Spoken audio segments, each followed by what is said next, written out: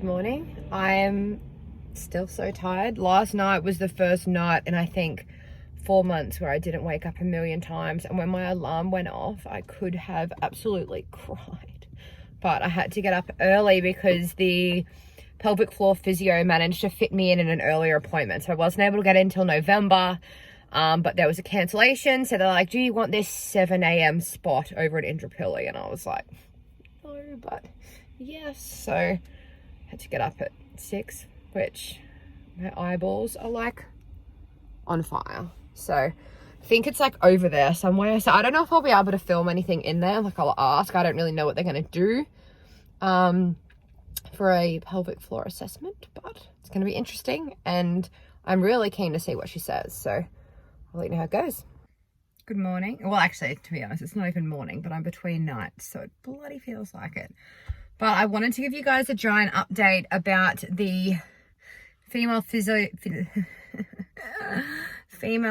pelvic floor assessment that I did. Wow, I feel like it's warm in the car, and that's why I'm squinting so much. See if that helps. The heat. It was so good. Oh my god, it's so bright. Why is my life like this? It went for like an hour and a half, which was surprising because I really was not expecting it to go for that long.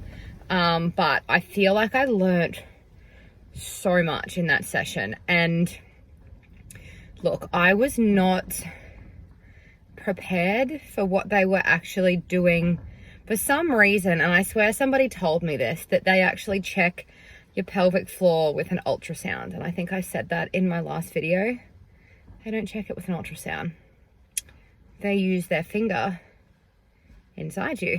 So look, I wasn't prepared for that, but look, it was not a big deal. And I suppose I need to get used to people being on down there with labor, so that's fine. I did really well. Gold star for pelvic floor. No, I did really well. She actually looked at all sorts of different things, like the distances between your different holes and all of this sort of stuff. And there's a lot of studies that give you probabilities of tearing, which I thought was really interesting. So she's like, I'll do like these measurements and I'll tell you like whether or not you're more likely. And I'm thinking, please don't tell me that I'm going to split in half, because I'm going to be more nervous. But apparently she's like, nope, like your dimensions, like everything looks good for a natural birth. So that's good. With the training, she agreed with everything that I'm doing at the moment, so that was also good. She was just saying like, same thing as I said in the last video, like it would be very different somebody that didn't lift prior to then jumping in and doing strength training during pregnant. A lot of the reason is because like your pelvic floor muscles that support, you use them through lifting because of the force, I suppose, when you're adding weight.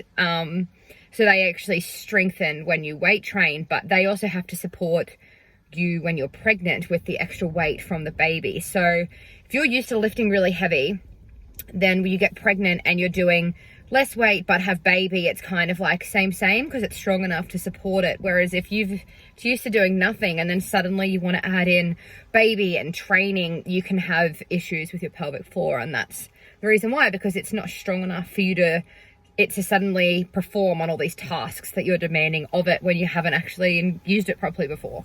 So I found that really interesting. So she just sort of agreed, like drop my weight back 50-70% and then train at like an RPE 5 to 7-ish, which is what I'm doing anyway. So that's fine. And then obviously just listening to your body.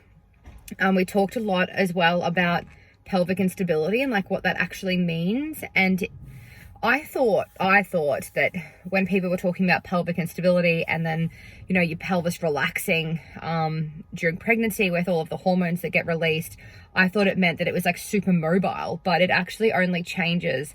Tommy's just looking at me on the balcony, shaking his head. It actually only, I'm pretty sure she said it was like 1% more mobile. So it's not actually as much as people think, which I also thought was really interesting, because I thought it was a lot more than that.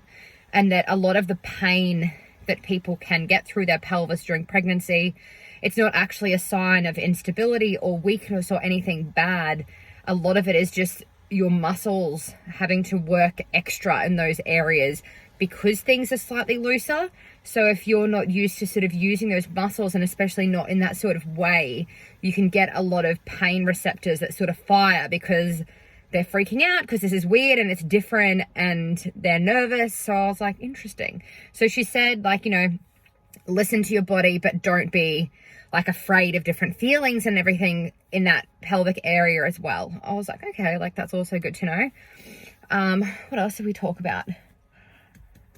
Oh, we talked about types of exercises. Oh, okay. This was also another interesting little gem, because she's asked me if I was training abdominals, like ab specific work. And I said I wasn't, because I'd just heard, and like GPs had sort of said, like, not to actually directly train your abs when pregnant. But she was actually talking me through, and a lot of the studies don't actually support not training abdominals directly. Obviously, you're not going to be doing sit-ups and crunches if you're heavily pregnant, because the physiology of your body just isn't going to allow you to do that. But doing some exercises like with a cable or a light weight, doing like transverse, so like across the body, and still actually engaging your abdominals to keep more of a strength there, she said is actually really beneficial. And she also said that abdominal separation isn't something that you cause by things you're doing.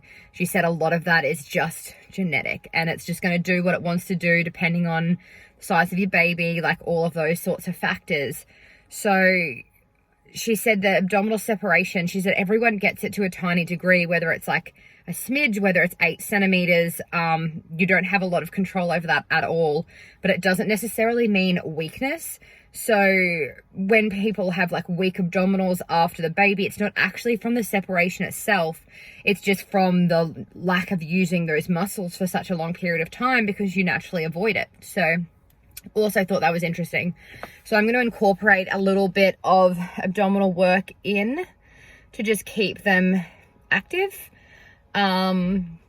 But yeah, I think they're the sort of main points we went through. I was going to bring my camera in, and we just got talking for so long that I honestly totally forgot until I was walking out.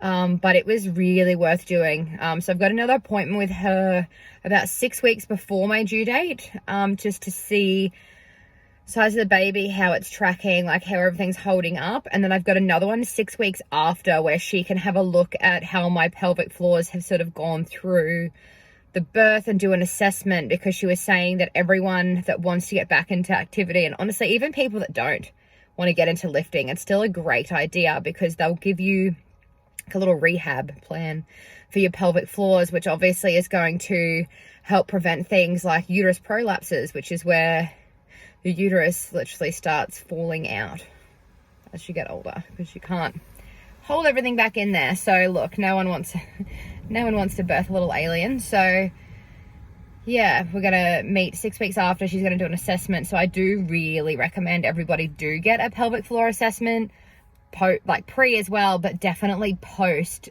just so you can be given some different exercises, which are super easy. You can do them at home. You can do them when you're brushing your teeth, just to help rebuild the stability and the structure and the strength in your pelvic floors after. So yes, that was my appointment.